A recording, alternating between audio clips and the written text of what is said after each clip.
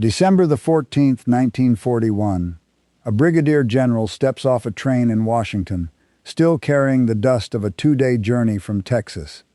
He has answered a summons from the office of the Army Chief of Staff, a summons that arrived with no explanation attached, and he has learned by now not to ask for one. Inside a plain office on the second floor of the munitions building, General George Marshall asks him a single question about the war in the Pacific, gives him a few hours to think it over, and then, when the answer comes back honest instead of comfortable, tells him only that he agrees. That afternoon gets remembered. What almost never gets told is what happened to this man in the 29 months that followed it. Within a year, he will be handed command of an invasion he has never trained for, gambling everything on a French admiral nobody back home wants him to trust. Within 2 years, the President of the United States will choose him over the very general who built his entire career, over the man who summoned him to that office in the first place. He does not know any of that yet. He knows only that a staff car is waiting outside to take him to a desk he has never sat behind, for a job nobody has bothered to name. Tea ready? Great. Now take one quick look at the clock. What time is it where you're watching from? Tell us below, then let's begin tonight's story. 5 days before that train pulled into Washington, Japanese bombs had turned the anchorage at Pearl Harbor into a field of burning steel. In San Antonio, Texas, a telephone rang inside the headquarters of the Third Army, and the man who picked it up was the Chief of Staff, a brigadier general most of the country had never heard of and most of the Army barely knew. His name was Dwight David Eisenhower. He was 51 years old. He had worn the uniform for 26 years.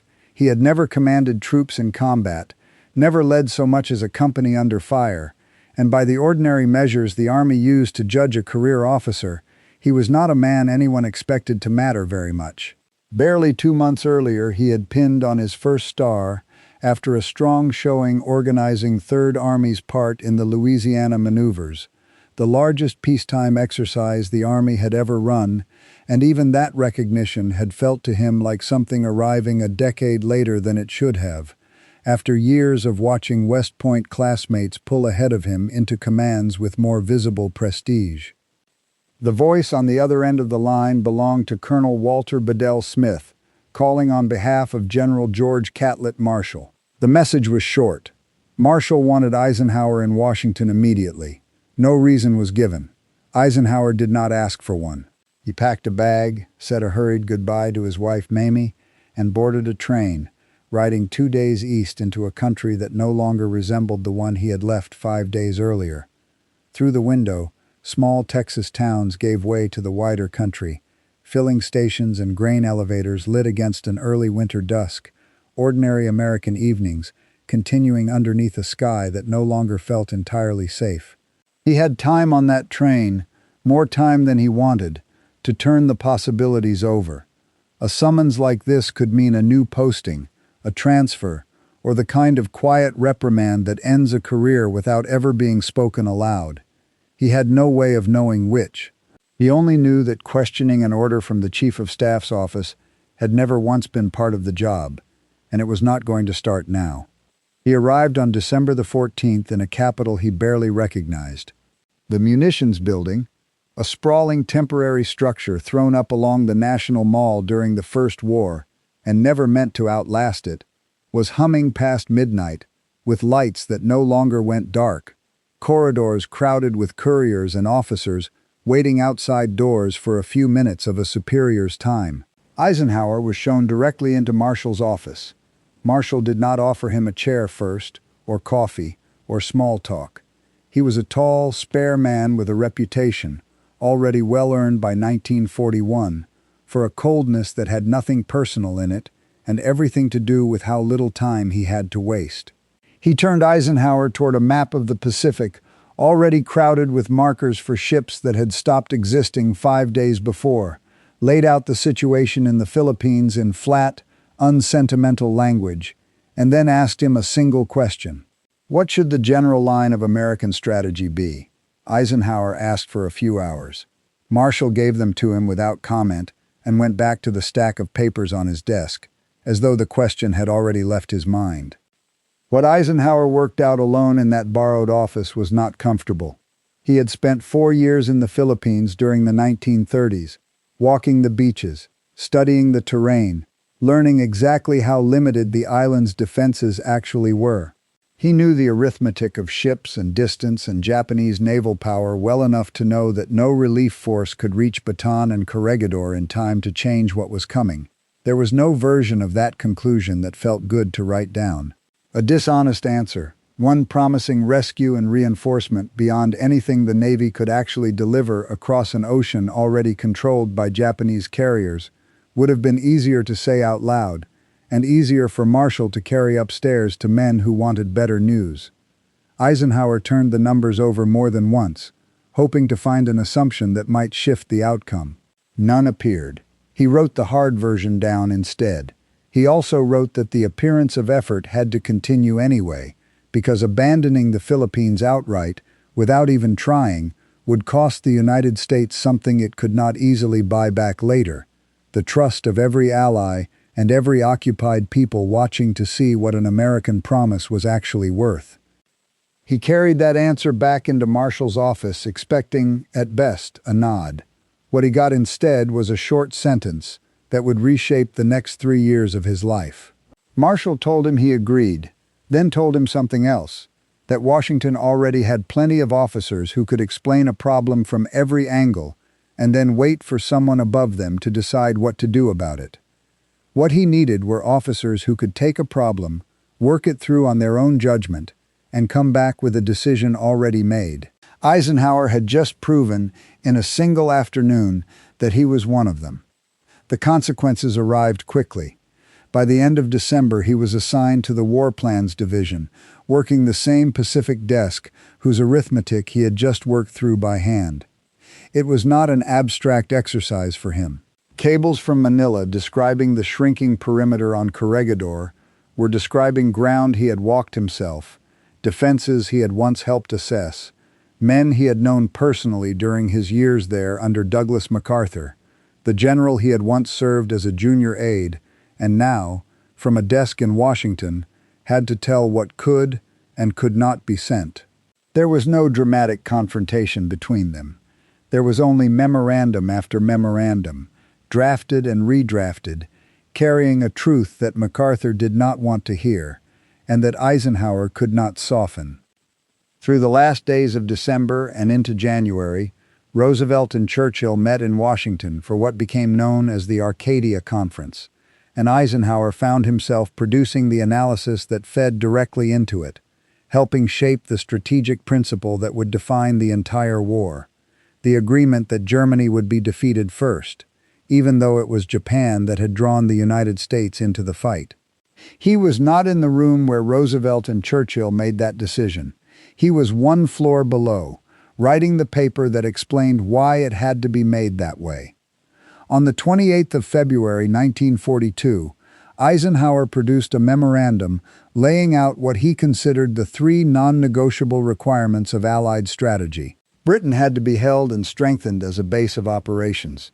German and Japanese forces had to be kept from linking up across the Middle East. The Soviet Union had to be kept fighting. Taken together, those 3 requirements pointed toward one conclusion: that the Allies needed to build toward a cross-channel invasion of northwestern Europe as quickly as they realistically could. Marshall read it, agreed with it, and carried its logic into his own arguments with skeptical British planners over the months that followed. It was the same instinct Eisenhower had shown in December, applied now to the shape of the entire war rather than to a single theater. The promotions came almost too fast to register. On the 27th of March, 1942, barely 6 months after receiving his first star, Eisenhower was promoted to Major General. In April, the War Plans Division was reorganized into the Operations Division, and he became its chief, responsible for shaping the movement of American strategy across every theater at once. In May, Marshall sent him to London to assess Allied planning firsthand, his first real exposure to the British commanders and the political complications he would spend the rest of the war working alongside. He came back having done what he always did: listened more than he spoke, and turned what he heard into judgments Marshall could use. Then, in June of 1942, Marshall made the decision that ended the quiet phase of Eisenhower's career for good. He named him Commanding General of the European Theater of Operations, and within days Eisenhower received a third star, promoted to Lieutenant General less than 9 months after he had first pinned on a single star as a brigadier. 6 months earlier, Eisenhower had been an obscure chief of staff in San Antonio who had never commanded troops in combat. Now he sat at the head of the entire American military buildup in Britain, responsible eventually for planning how the United States and its allies would carry the war back across the English Channel. Almost none of it left him any time for a life outside the building. Mamie had come up from Texas to a rented apartment in Washington, and Eisenhower saw her mostly at the end of nights that ran past midnight and began again a few hours later. His son John was a cadet at West Point that year, and the letters between father and son grew shorter and further apart, not from any lack of feeling, but because there were simply not enough hours left in a day to write more. Eisenhower's own private diary from these months, the kind of document he never expected anyone else to read, describes an exhaustion that borders on constant, meals eaten standing at his desk, sleep treated as a resource to be rationed rather than enjoyed. There is nothing in those pages that reads like a man who suspects he is being groomed for historic command. There is only the next memorandum, the next briefing, the next question that has to have an answer before morning. None of it had come from ambition in any visible sense. Eisenhower had not campaigned for attention or maneuvered for advancement. He had simply kept answering the questions placed in front of him honestly, the same instinct that had carried him through the Philippines and through a training exercise in Louisiana the year before, and Marshall had kept handing him larger versions of the same test to see how far it would hold. By the summer of 1942, it had held through the Philippines assessment, through Arcadia, through the February memorandum, through London, and it was about to be tested in a way that had nothing to do with paperwork at all. Because command of the European theater was, in the summer of 1942, still mostly an administrative title. Eisenhower had inherited the buildup of American forces in Britain, the training camps, the supply depots, the endless coordination between two Allied militaries that did not always agree on how the war should be fought, or when, or where. He set up headquarters in London that June with a small staff and a long list of shortages. Not enough landing craft, not enough trained divisions, not enough of almost anything the planners in Washington had promised would eventually arrive. He had not yet commanded a single soldier in battle. He had never been shot at. He had never given an order that cost a man his life. Marshall had bet an enormous amount of trust on an officer whose entire record, however impressive on paper, contained not 1 hour of combat command. That bet was about to be called in, not gradually, but all at once, in a campaign that would take Eisenhower's judgment and put it under a kind of pressure no memorandum in Washington had ever required of him. Behind closed doors that same summer, the two men most responsible for putting him in London, Marshall in Washington and Roosevelt at the White House, were losing an argument to Winston Churchill about what American soldiers would actually do once they got there. Marshall wanted a direct assault across the English Channel sooner rather than later, a plan built on the same February memorandum Eisenhower himself had written. Churchill wanted nothing of the kind in 1942, arguing that an underprepared invasion of France would be broken on the beaches before it ever got inland, and Roosevelt, weighing the political need to get American troops fighting Germans somewhere before the year was out, eventually sided with Churchill. Roosevelt and Churchill had already decided, over Marshall's own strong and repeated objections, exactly what that campaign would be and where it would happen. And Eisenhower, the staff officer who had never fired a shot in anger, the man who had spent his entire career being trusted with paperwork rather than with lives, was about to be handed command of it. Marshall had wanted the invasion of France to come first, and he had lost that argument in the summer of 1942, not to a German general, but to his own president and prime minister. He had pushed hard for a direct cross-channel assault, built on the very memorandum Eisenhower had written back in February, and had come close enough to winning that Roosevelt sent him to London in April to sound out Churchill directly. Churchill had listened politely and then, through his own military chiefs, made clear that Britain would not commit to a 1942 Channel crossing under any circumstances, not with the scars of Dunkirk still fresh in British memory, and not with the force ratios as lopsided as they still were. A British and Canadian raid on the French port of Dieppe that August, launched partly to test German coastal defenses, ended in heavy losses and only reinforced the same conclusion already reached that spring, that an underprepared landing in France would be broken on the beaches before it ever got inland. Admiral Ernest King, watching all of this from the Navy's side, wanted resources shifted a different way entirely, toward the Pacific, toward avenging Pearl Harbor directly rather than fighting a war on the other side of the world against an enemy that had not attacked American soil. Newspapers back home carried the same argument in cruder form, letters to editors asking why American boys were training in England to fight Germans when it was Japan that had struck first. Eisenhower, sitting in London, had no vote in any of it. What he had was an order, arriving from Washington in the last days of July, telling him that the landings would happen in French North Africa instead, under the name Operation Torch, and that he, the theater commander with no combat experience at all, would be the one to command them. It was an extraordinary thing to ask of him. Eisenhower had never led men into combat, not once, not for a single day, in 27 years of service.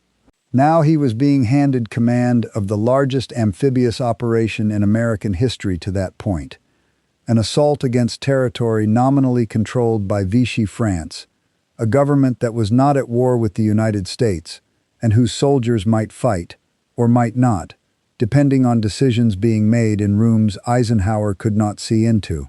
British commanders assigned beneath him, several of them veterans of years of fighting the Germans in North Africa already, had their own private doubts about serving under an American general with no battlefield record at all, doubts they were generally careful enough not to voice aloud, though Eisenhower was aware of them regardless. He set up his advance headquarters in a damp tunnel carved into the Rock of Gibraltar, the only piece of Allied territory close enough to the invasion beaches to direct the operation from.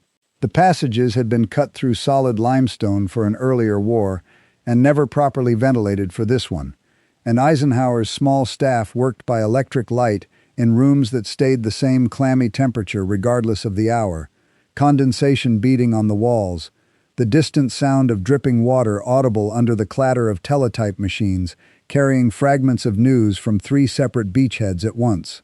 There, in late October and early November of 1942, he waited on word of an operation whose outcome depended as much on politics as on artillery, chain-smoking through reports that arrived hours late and often contradicted the reports that had arrived before them. Aware that he had no way to influence the fighting itself from a tunnel hundreds of miles from the nearest beach, only the ability to wait and to decide what to do with whatever news eventually reached him. He had roughly 3 months to plan an operation whose scale dwarfed anything the American Army had attempted before, coordinating British and American convoys sailing from ports on 2 different sides of the Atlantic to arrive on 3 separate beaches at nearly the same hour, a level of logistical precision that left almost no margin for the kind of delay or confusion that plagues any operation this size. The plan called for 3 separate landing forces, striking almost simultaneously on the 8th of November, each one built around a different mix of American and British units, and each one facing its own uncertain reception on the beach. An American force under Major General George Patton would land at Casablanca on the Atlantic coast of Morocco, sailing directly from the United States. A nearly 3,000-mile ocean crossing conducted the entire way in complete radio silence. A second force, mostly American, would land at Oran in Algeria. A third force, mixed American and British, would land at Algiers itself, the largest city in French North Africa. Nobody in the planning rooms in London or Washington could say with confidence how the French garrisons defending those ports would actually respond once Allied ships appeared on the horizon. France had fallen to Germany 2 years earlier, its army defeated in a matter of weeks in the campaign of 1940.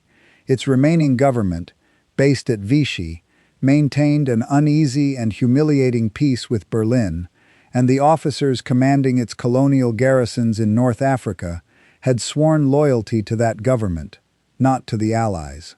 Some of those officers despised the armistice with Germany and hoped quietly for exactly the kind of intervention now underway.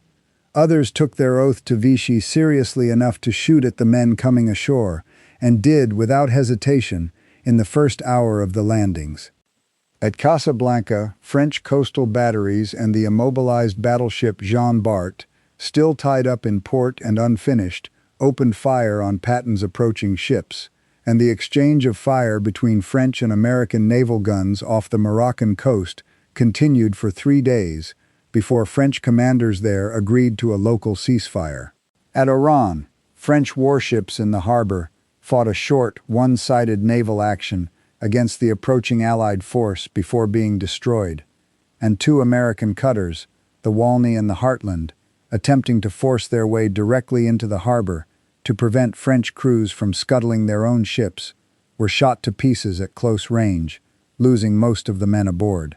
At Algiers, the fighting was lighter, partly because a group of pro-Allied French resistance fighters, several hundred of them organized in secret over the preceding weeks, had staged their own uprising inside the city hours before the landings, seizing the telephone exchange, the radio station, and the headquarters of the local French military command, cutting communications and buying crucial hours for the American and British troops coming ashore before French authorities could organize a coordinated defense.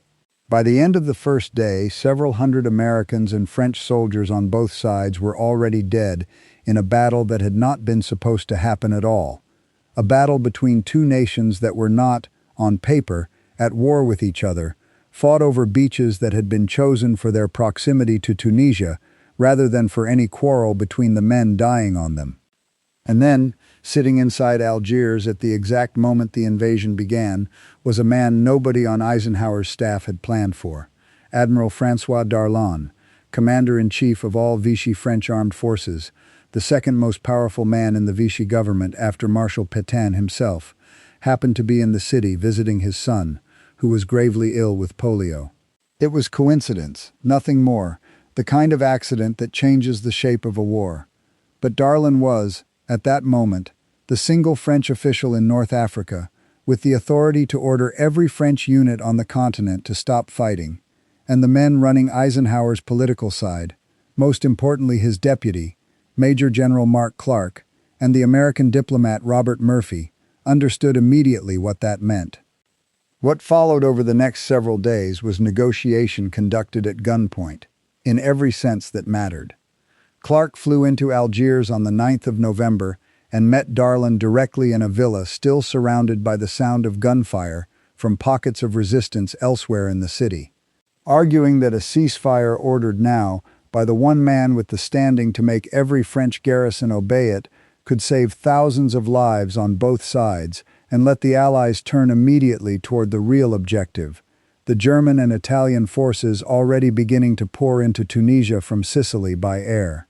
Darlan hesitated, uncertain of his own authority now that he was physically separated from Vichy, then negotiated, then hesitated again as word arrived by radio that the government of Marshal Patton, under direct German pressure, had publicly disavowed him and stripped him of his commands. For a tense stretch of hours, Clark and Murphy were negotiating with a man who technically no longer held the power they needed him to exercise, gambling that French officers across North Africa would obey Darlan's orders anyway, out of habit and hierarchy, regardless of what Vichy said. The gamble held, Darlan agreed, on the 10th of November, to order a general ceasefire across French North Africa, and French units that had been fighting Americans and Britons a day earlier stood down within hours of the broadcast reaching them. In exchange, Darlan was recognized as the head of French civil and military authority in North Africa, High Commissioner in all but name, still wearing the uniform of a government that had collaborated with the Nazis for 2 years. The military logic behind the arrangement, sometimes called the Clark-Darlan Agreement, was not difficult to follow. It stopped the fighting within days instead of weeks. It secured ports, airfields, and roads the Allies would need for the coming campaign against Tunisia, without having to take them by force from French defenders who, in some cases, wanted to fight for the Allied side already. Every additional day of resistance from French garrisons was a day the Germans used to rush troops and aircraft into Tunisia from Sicily, closing the very door Eisenhower needed to keep open. Judged purely as a military decision, made under enormous time pressure by men trying to stop a battle nobody had wanted in the first place, it worked exactly as intended. Judged as anything else, it was a catastrophe waiting to explode, and it exploded almost immediately. Darlan was not an obscure colonial administrator. He was one of the most recognizable collaborators in the Vichy government, a man who had traveled to Germany in the spring of 1941 to negotiate directly with Hitler over expanded French cooperation with the Axis war effort, who had signed off on anti-Jewish laws applied across French North Africa that stripped citizenship and property from thousands of Algerian Jews, who had built the modern French Navy specifically with an eye toward cooperation with Germany if circumstances required it. News of the arrangement reached London and Washington within days, and the reaction was immediate and furious. British and American newspapers ran editorials asking how a war being fought in the name of liberty could begin, in its very first major operation, by installing a leading Vichy collaborator as the ruler of newly liberated territory, and cartoonists on both sides of the Atlantic drew Darlan shaking hands with Allied officers over the bodies of the men who had died fighting his own forces days earlier. Free French leader Charles de Gaulle, who had not been consulted at all, and who regarded Darlan as both a personal enemy and a symbol of everything he had spent 2 years in exile fighting against, was reportedly incandescent, and relations between de Gaulle and the American command, never warm to begin with, curdled further over an arrangement he saw as proof that Washington did not take the moral stakes of the war seriously enough. Members of Roosevelt's own cabinet worried aloud that the moral clarity the Allies had spent a year building, the idea that this was a war against tyranny rather than simply a war of national interest, had been badly damaged in a single week, in front of a global audience that had been promised something better than convenient arrangements with the men who had helped hand France to Hitler in the first place.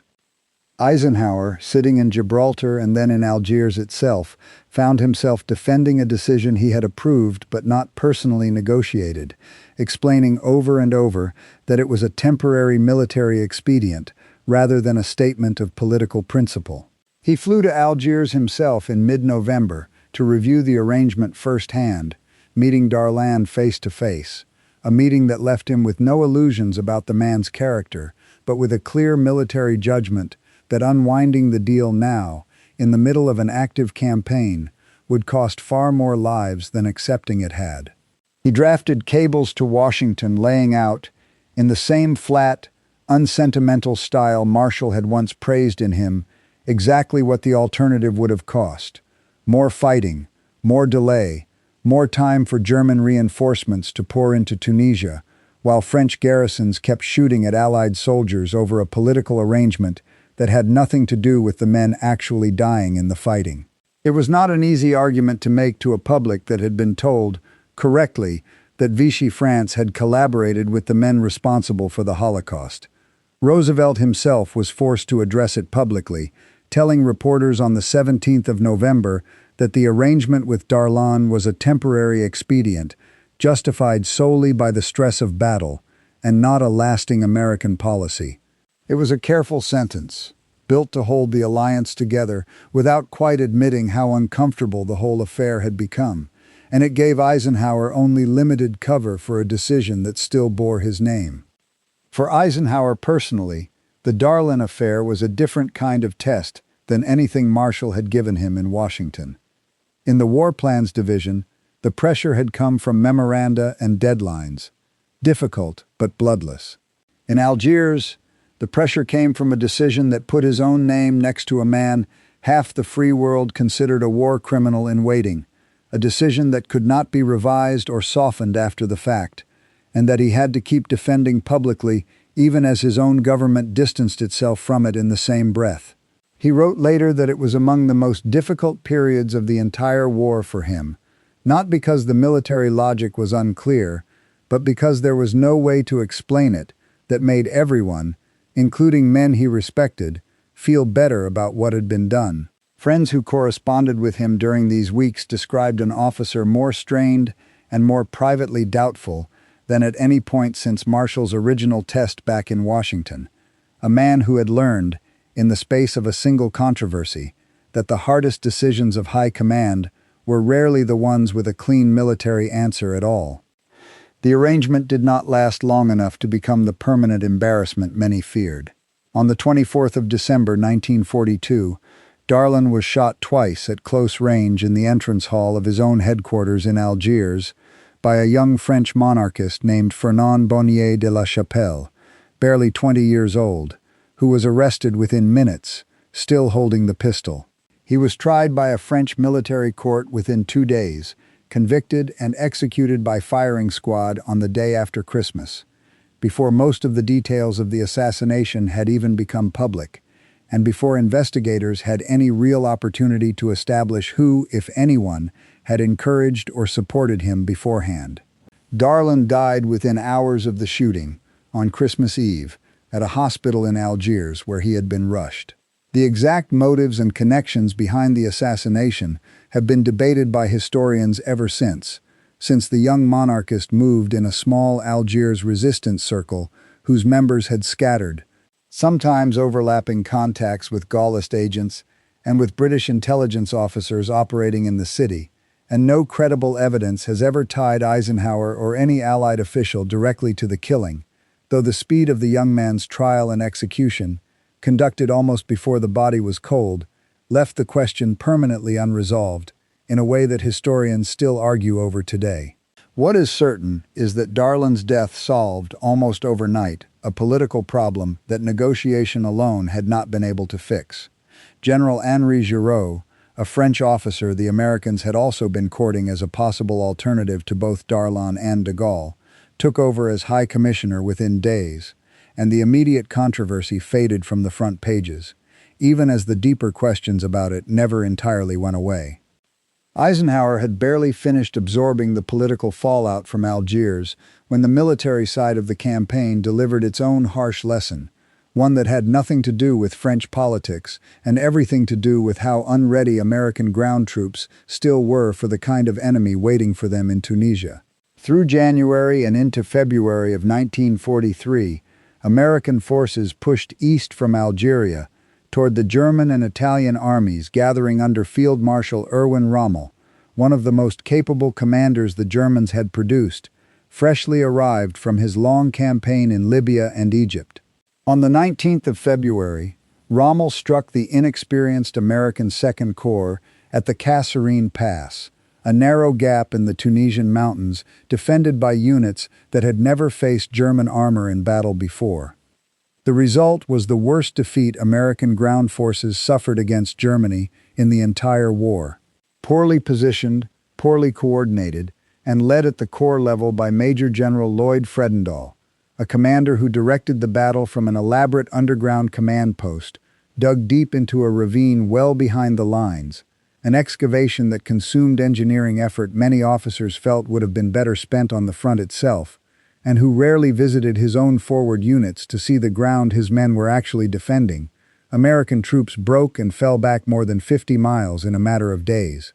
Entire battalions of inexperienced infantry and green tank crews, many of them in their first days of contact with a real enemy, were overrun before they understood what was happening to them. Several hundred tanks, artillery pieces, and half-tracks were lost, along with roughly 6,000 American soldiers killed, wounded, or taken prisoner in less than a week of fighting. War correspondents present in Tunisia at the time described columns of retreating American vehicles clogging the roads west of the pass, and Rommel himself came away from the battle describing the Americans he had faced as inexperienced and still learning the basic craft of war, a private verdict that stung all the more for being accurate. It was a humiliation broadcast across the world, proof to skeptics in London and in Berlin alike that American soldiers, however well equipped, were not yet a match for a veteran German army in open battle. The defeat landed squarely on Eisenhower's desk, because whatever tactical failures belonged to Fredendall and to the officers under him, the overall responsibility for the theater belonged to the man who had appointed and retained Fredendall in the first place. Eisenhower had visited the front only days before the German attack and had come away with private doubts about Fredendall's grip on his own command, doubts he had not acted on quickly enough. It was the sharpest and most personal failure of his career to that point, a defeat that could not be explained away in a memorandum or softened with careful language for the newspapers. Soldiers under his ultimate command had been beaten, badly, in the first extended battle any of them had fought against the German army. The American war correspondent Ernie Pyle, covering the Tunisian campaign for a syndicate of hundreds of American newspapers, wrote dispatches in the days that followed describing exhausted young soldiers pulled back from the fighting, cold, hungry, and separated from their units, and his columns carried the shock of that defeat into living rooms across the country in a way that no official communique from Eisenhower's headquarters ever could have. What Eisenhower did next mattered more than the defeat itself. He relieved Fredendall of command within days, a decision he had delayed longer than his own instincts told him he should have, and sent him home to a training post in the United States with the kind of quiet, face-saving reassignment the Army used when it wanted a failure removed without a public accounting. In his place, he installed Major General George Patton, an aggressive, demanding commander whose reputation for discipline was matched by an equally strong reputation for results. Patton restored order to Second Corps with a speed that startled the men serving under him, arriving within 48 hours of his appointment, touring forward units personally, and issuing orders within his first days in command requiring every soldier, regardless of rank or duty, to wear a steel helmet, leggings, and a necktie at all times, a standard so strict that officers were fined on the spot for violating it. The point was never really about neckties. It was about restoring the idea that discipline mattered, that an army which had let its standards slip in small ways had let them slip in large ones too. And within weeks, Second Corps was back on the offensive, retaking ground it had lost in February. Omar Bradley arrived soon after as Patton's deputy, bringing a steadier, more methodical hand to a corps that badly needed both qualities at once. Eisenhower himself spent these weeks visiting forward units personally, in a way he had not always managed before Kasserine, watching more carefully, asking harder questions of his subordinate commanders, and making clear that the kind of detachment that had allowed Fredendall's failures to go unnoticed for so long would not be tolerated again under his command. The recovery, once it began, was rapid. Reinforced, reorganized, and fighting with a discipline it had lacked in February, the American Second Corps performed with real distinction through March and April as the Allied ring around German and Italian forces in Tunisia tightened from three directions at once, American and British forces pressing from the west, while British Eighth Army, fresh from its long pursuit of Rommel across Libya and Egypt, closed in from the south and east. Rommel himself, exhausted, ill, and increasingly pessimistic about the campaign after 15 months of nearly continuous fighting in the desert, left North Africa for good in early March, flying out on medical leave and handing command of the remaining Axis forces to subordinates who could see, as clearly as anyone, that the position was no longer defensible. Trapped against the coast with dwindling fuel, dwindling ammunition, and no viable route of retreat across a Mediterranean now dominated almost completely by Allied air and naval power, German and Italian forces in Tunisia collapsed through the final days of the campaign, entire divisions surrendering intact as their supply lines simply stopped functioning and their fuel tanks ran dry in place. On the 13th of May 1943, the last organized Axis resistance in Tunisia surrendered. Roughly 230,000 German and Italian soldiers, exhausted and out of supplies, went into Allied captivity, a number larger than the entire German force lost at Stalingrad 3 months earlier, though it received far less attention in the American press at the time, which remained more preoccupied with the aftermath of Kasserine than with the scale of the final victory. For Eisenhower, the moment carried a weight that went well beyond the battlefield. 6 months earlier, he had commanded an operation that began with a political scandal and continued with the worst American defeat of the war so far. Now he commanded an army that had fought its way through both crises in succession and come out the other side with a complete Axis surrender on an entire continent. 100,000 more prisoners than the Germans had lost at Stalingrad, taken by an army that had been broken and scattered at Kasserine barely 12 weeks earlier. Marshall's original wager, that an untested staff officer with no combat experience could be trusted with the largest responsibilities the army had to offer, had been tested in the harshest possible conditions, first by politics and then by German tanks, and it had held. There was no time to celebrate for long. Even before the surrender in Tunisia was complete, planning had already begun for the next campaign, an invasion of Sicily that would carry the war onto European soil for the first time, and Eisenhower's own growing list of responsibilities showed no sign of narrowing. What had started in December of 1941 as a single difficult question about the Philippines had in 17 months become command of an entire theater that stretched from Gibraltar to the central Mediterranean, an army that had survived its own worst mistakes and come out stronger for having made them in the open, under a commander who had learned, the hard way, exactly what it cost to look away from a problem for even a few days too long. The man Marshall had summoned from Texas as an untested staff officer was, by the summer of 1943, one of the most experienced Allied commanders in the war, tested now by politics, by defeat, and by victory alike, and the largest test of all was still more than a year away. The months after Tunisia moved fast, and each one added weight to the same growing question, how far Marshall's original gamble on an untested staff officer was ultimately going to reach. In July of 1943, Eisenhower commanded the invasion of Sicily, the first Allied landing on European soil, sending American forces under Patton and British forces under Bernard Montgomery ashore within hours of each other, across beaches defended by German and Italian troops who had learned, the hard way at Kasserine, that American units could no longer be dismissed as easy opponents.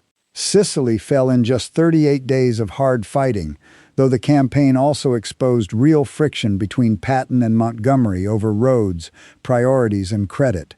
Friction that Eisenhower had to manage from a headquarters still based on Malta and then in Algiers, hundreds of miles from either commander, relying on cables and the judgment of subordinates he trusted rather than his own direct presence on the ground.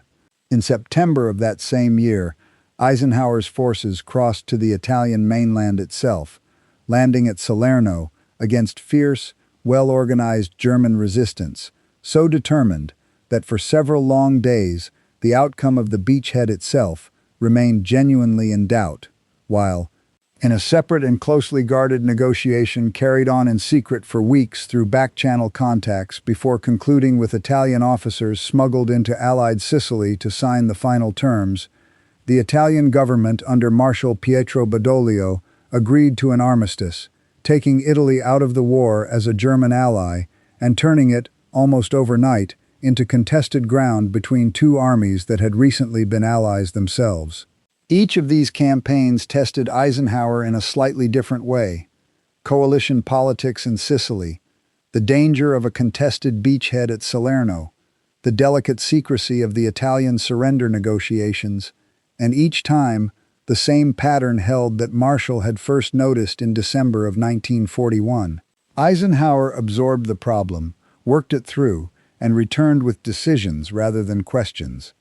By the autumn of 1943, a larger question had come to dominate every Allied planning session. one far bigger than Sicily or Italy.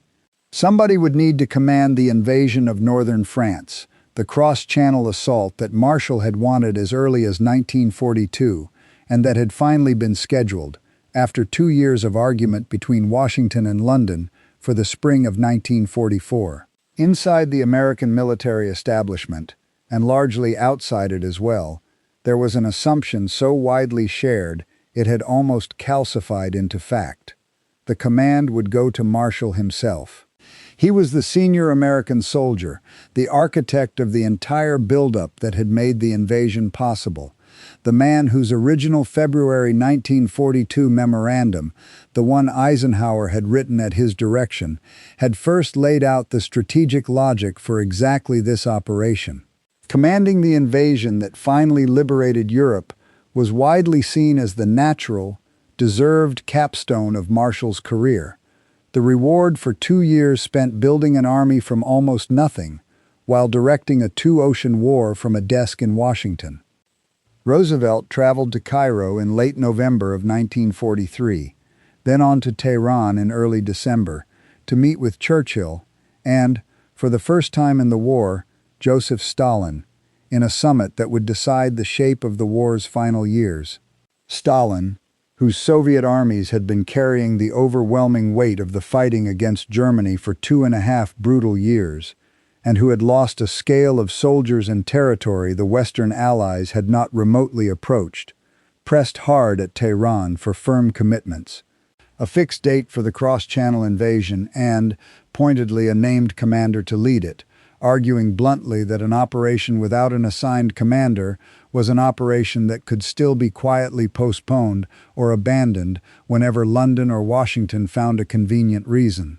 Roosevelt understood the force of that argument, and understood too that Stalin's trust in the entire Western strategy hinged partly on seeing a real commander named, rather than another round of vague assurances. He also understood that naming a commander meant making a decision he had been able to avoid for months, one that carried consequences far beyond the battlefield, consequences that touched the entire structure of how the American war effort was run. The difficulty was not military.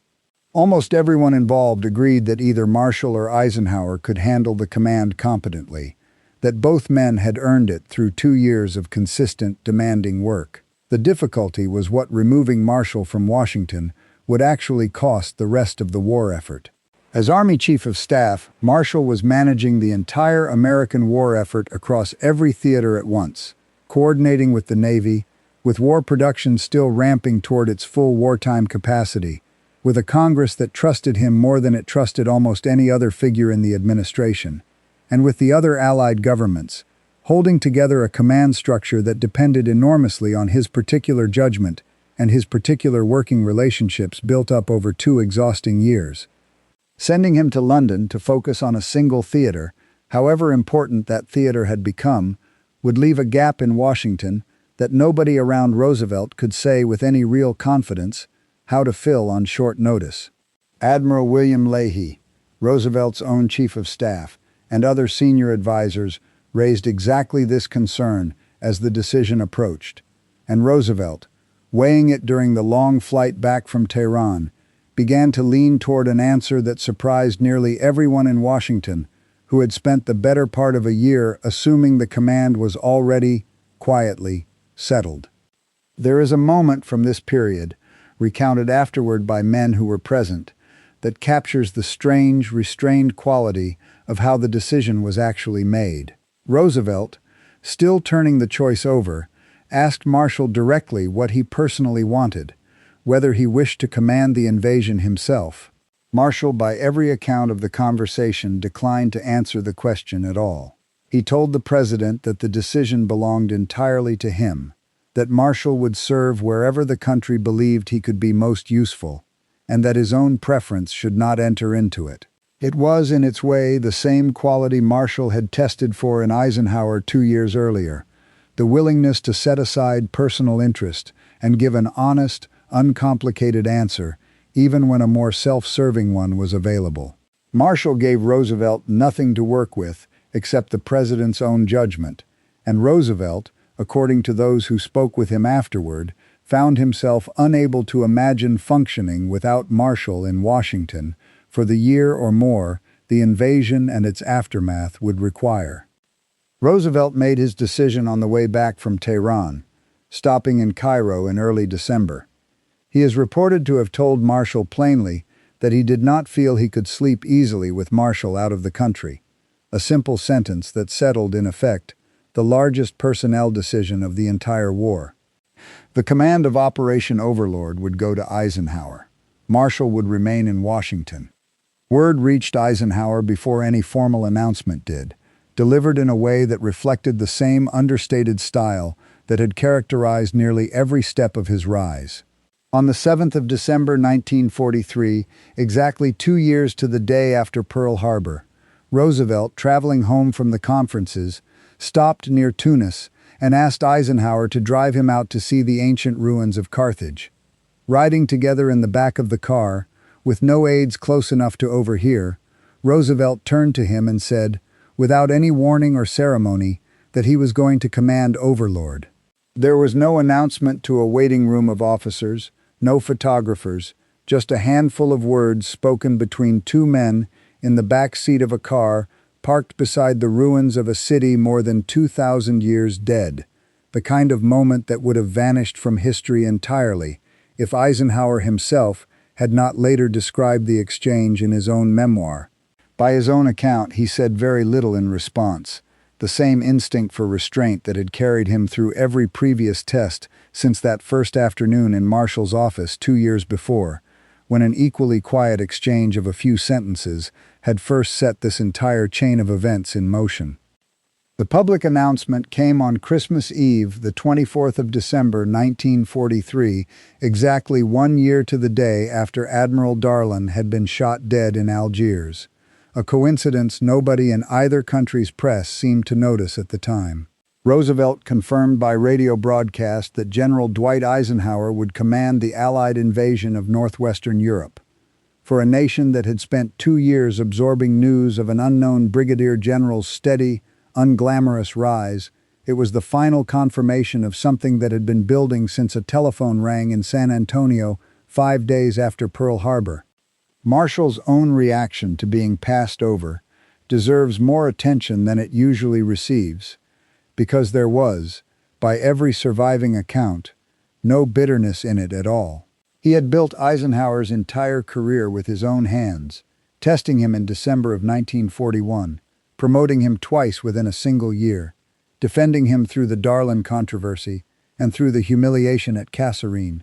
And when the largest command of the war went to the man he had built rather than to himself, he offered no complaint, publicly or privately, that has survived in any letter or diary from the period.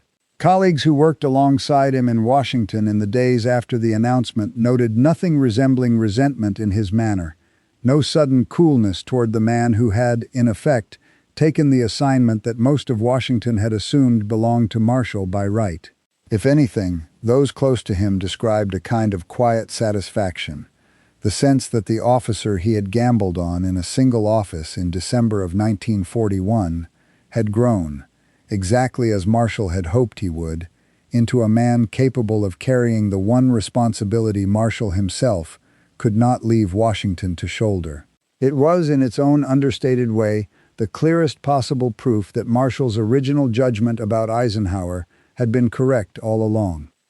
For Eisenhower, the appointment closed a circle that had opened exactly 2 years earlier, almost to the very week, in a country and a crisis that must have felt, by December of 1943, like they belonged to an entirely different lifetime. He had walked into Marshall's office in December of 1941, an obscure brigadier general with no combat experience, asked to answer an impossible question about a battle already effectively lost. He returned to that same relationship 2 years later, as the officer chosen, ahead of Marshall himself, to command the invasion that would end the war in Europe. Nothing about that particular path had ever been visible from the start. There had been no plan, no announcement, no moment when anyone, including Eisenhower, could have said with confidence where the road from that first difficult afternoon was actually leading. There had only been one honest answer after another, delivered under real pressure, across a Philippines memorandum written in a borrowed office, a February strategy paper, a political scandal in Algiers, a defeat in a Tunisian mountain pass, and finally a handful of quiet words spoken in the back of a car, parked beside the ruins of Carthage. By the spring of 1944, Eisenhower was in England again, this time as Supreme Allied Commander, presiding over the largest concentration of military power ever assembled for a single operation, the invasion that would land on the beaches of Normandy on the 6th of June. The staff around him had grown from the handful of officers who had once shared his tunnel headquarters in Gibraltar into a vast Allied command structure spanning 2 nations, dozens of divisions, and thousands of ships and aircraft, all of it ultimately answering to a man who, 2.5 years earlier, had stepped off a train in Washington with nothing but a small bag and no idea why he had been summoned. What stayed with him by his own account was how little ceremony either turning point had actually carried. The first time, a telephone had rung in Texas and a demanding general had asked him a question nobody wanted to answer honestly, and he had answered it anyway. The second time, no question was asked at all, only a handful of words beside some ancient ruins in North Africa.